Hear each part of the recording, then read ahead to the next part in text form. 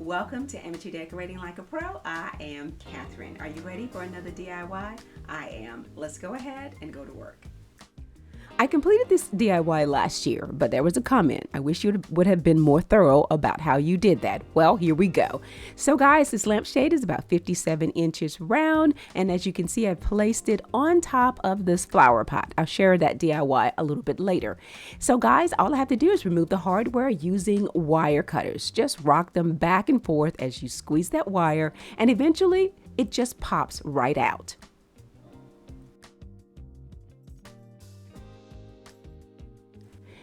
This DIY is about maybe 6 years old, that's an estimate, and the flower pot has foam underneath it, and there's a whole lot of hot glue securing it to the big flower pot from previous Christmases ago. This is a 7-foot Christmas tree, got it on sale, clearance, several years ago. It was $129, 90% off. Well, that tube in the center of this Christmas tree fits perfectly inside the hole of a flower pot that I placed inside this black flower pot. Yep, it's just upside down, perfect size hole so the tree stands up on its own. Keeping it simple, I folded my fabric in half, placed my lampshade on top of it, and then rolled it across so I could get the proper cut. That way I didn't cut too short, so this was the best way to do it. And you want to be about an inch away from the edge of the fabric. You just want enough to fold over the edge on the bottom, because you're really going to fold a lot of it on the inside. In case you could see down on the inside, I was just being a little picky about this project. And I didn't want the inside of that lampshade to show that white part from afar, so it was best that I covered the inside as well. And if your fabric isn't quite long enough, I'm going to show you exactly what you need to do to fill in the space. Again, we're about an inch away from the edge. I know you noticed that I wrote the word bottom on the lampshade. You see, even though this is a drum style lampshade, there is a slight difference in the opening on the top and the bottom. It's about an inch difference.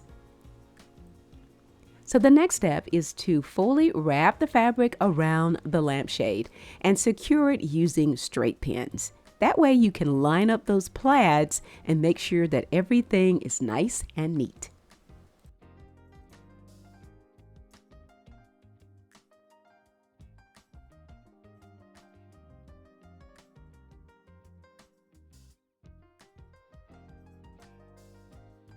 This is the time to line up those stripes and plaids once again.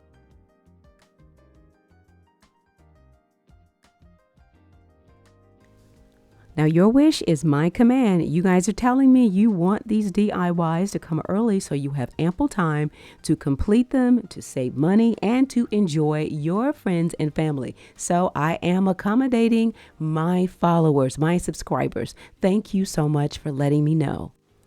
You won't have to use a lot of hot glue to do this, so start by gluing down the shorter edge first.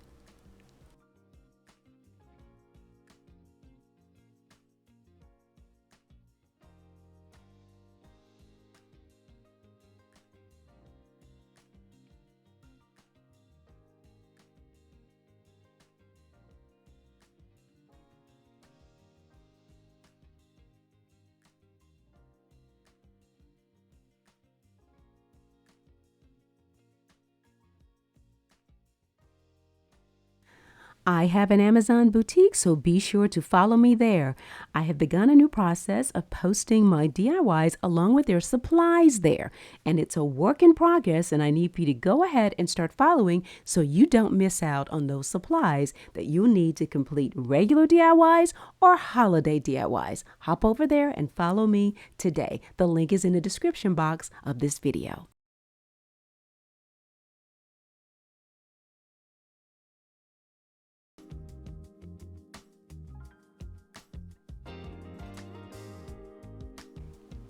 Now you don't want to glue all the way to the end. Just leave about 1.5 inches opening at the very end of the fabric where you use those straight pins. And this is for the top and the bottom of the lampshade. Do not hot glue those ends down just yet. Now I tried to close out this covering along the seam of the lampshade. So this is pretty easy. You see, I just applied the hot glue. I'll cut away the excess and then fold down the top part as if it's the original covering. And then we'll go on the inside and glue down those ends. And we're done. This is a preference. I don't want the inside of the lampshade to show at all. And again, I am lining up the plaids. So yes, this is why I have a very long piece coming down on the inside. So if you get close, that's all you'll see is buffalo check.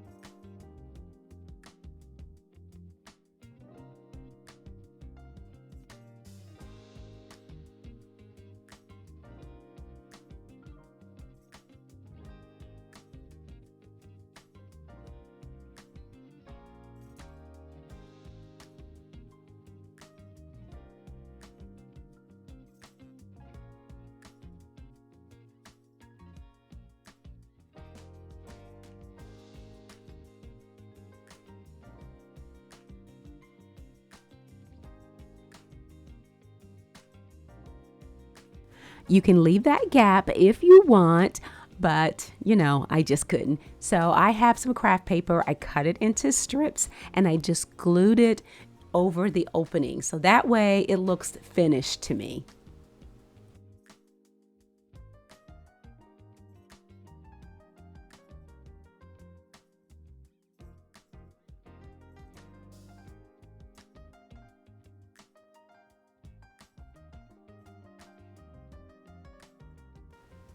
Now, wouldn't you agree? Doesn't that look better to just finish it?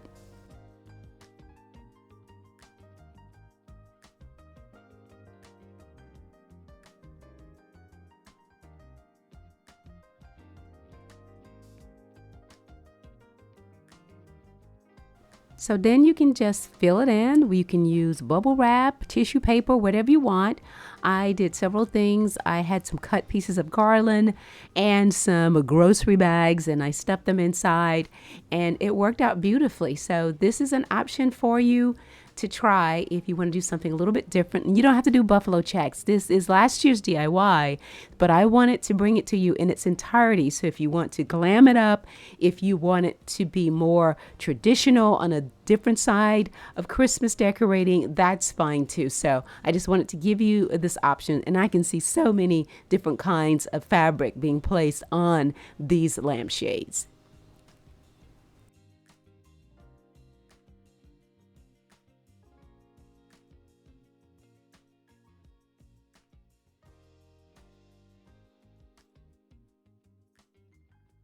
Now, if you want to decorate these further, other than just having a drum, you can take binder clips and attach them to the very top for additional picks. And I love this idea of adding some of the medium-sized picks to this wrap. And then just take other items and clip to the metal part of that binder clip. You can convert this from a tree wrap into a basket if you just want to glue fabric on the bottom of the lampshade before you add that outer fabric. It would be beautiful for holding pillows and throws.